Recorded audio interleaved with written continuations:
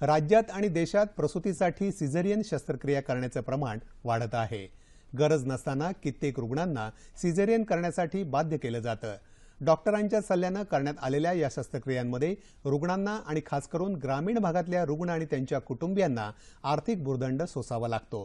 ही एक चिंतेची आणि चिंतनाची बाब आहे। अनावश्यक असणाऱ्या या एकूणच परिस्थितीवर अधिक चर्चा करण्यासाठी स्त्रीरोग आणि प्रसूती तज्ञ डॉक्टर गीता बलसारकर आज आपल्या स्टुडिओमध्ये आले आहेत। डॉक्टर नमस्कार। नमस्कार। 9:30च्या बातम्यांमध्ये आपलं स्वागत। आपण असं बघतो की प्रसूती एखाद्या घरात होते तेव्हा त्या घरातलं वातावरण एकूणच खूप असं आनंदमय आणि एकूणच छान असं असतं। परंतु ही जी प्रसूती होते त्यावेळेला अधिक सुलभ आणि वेदनारहित असंही प्रसूतीचे अनेक मार्ग सध्या अवलंबून असताना सुद्धा सिझेरियनसाठी बऱ्याच वेळेला आग्रह धरला जातो। काय सांगाल?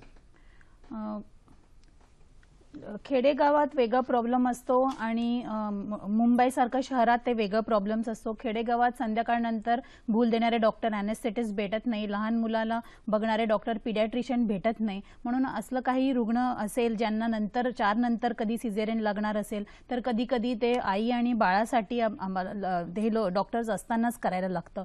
मुंबईत तसं छोटे छोटे नर्सिंग होम आहेत ज्यांना सगळीकडे सगळ्या फॅसिलिटीज नसतात आणि मोठे हॉस्पिटल्स आहेत ते कंटिन्युअस बाळाचे हार्टबीटचे मॉनिटरिंग होऊ शकतो, ब्लड वगैरे सगळं मिळू शकतो। ह्या दोघांमध्ये खूप वेगळा फरक आहे। तर सिझेरियन सेक्शनची रेट्स मग ह्याच्या प्रमाणे हे बघायला लागतं। नुसतं सिझेरियन सेक्शनची रेट्स नुसतं बघण्याकरता आपण आईचं बाकीचं हेल्थ आणि बाळाचं पण मॅटर्नल आणि फिटल हेल्थ आणि मॉर्बिडिटी आणि मॉर्टॅलिटी जे म्हणतात ते पण ते घेऊन ते बघायला लागतं। नुसतं सिझेरियन सेक्शनची रेट बघण्यात अर्थ नाहीये। नाही, पण असं एकूण अनुभव आलेला आहे की बऱ्याच वेळेला जेव्हा एखादी अशी प्रसूतीची वेळ येते आणि एखादा रुग्ण त्या हॉस्पिटलमध्ये ॲडमिट केला जातो त्यावेळेला तिथे जे एकूण त्याला चार्जेस द्यायला लागतात, अधिक दर दिले जातात असं लक्षात येतं बऱ्याच वेळेला।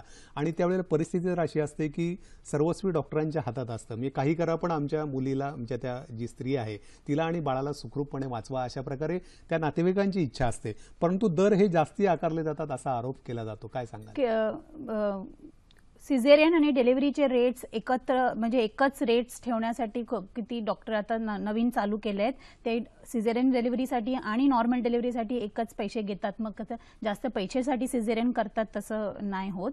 आणि दुसरं म्हणजे जर त्यांना असं डाऊट वाटत असेल की डॉक्टर व्यवस्थित म्हणजे त्यांचा ओपिनियन नाहीये तर ते दुसऱ्या डॉक्टरांचे ओपिनियन किंवा सेकंड ओपिनियन तर ते नेहमी नक्की घेऊ शकतात। बरं, परंतु समजा अशी एखादी घटना घडली की आपल्याला गेल्या आणि डॉक्टरांकडे वाटलं की बाबा हे आपल्याकडे इथं अडवणूक केली जाते आपली की डॉक्टर जे सल्ला देत आहेत तो योग्य नाहीये, तर अशा वेळेला त्यांच्यावर काही कारवाई करण्याच्या दृष्टीने काही तरतुदी आहेत?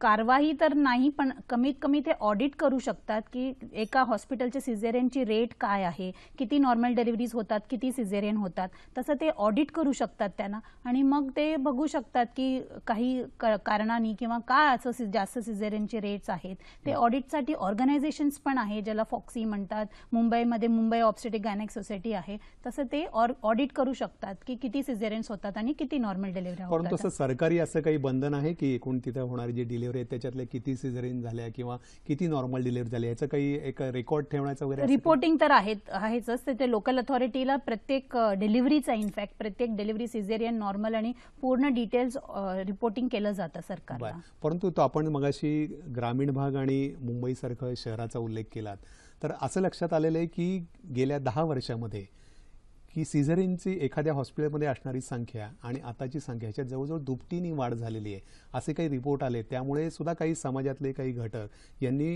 मुख्यमंत्र्यांकडे सुद्धा याबाबत विचारणा केलेली आहे, तर त्याविषयी काय सांगाल?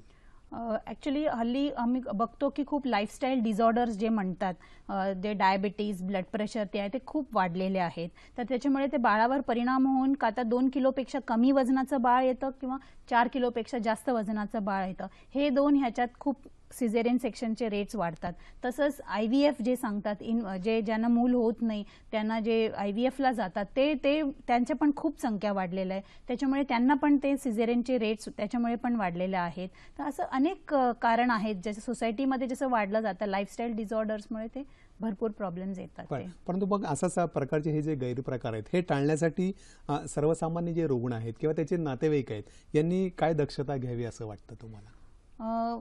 अनिमिया जी आहे, रक्त कमी असण्याची आहे, ते व्यवस्थित करेक्ट केलं पाहिजे मुलींना गरोदर होण्याच्या अगोदर. आणि दुसरं म्हणजे डायबिटीज, ब्लड प्रेशर हे जे आहे ते लहान मुलींना बघतो ते आधी प्रेग्नन्सीच्या अगोदरच ते कंट्रोल करून मग नंतर ते प्रेग्नेंट व्हावी.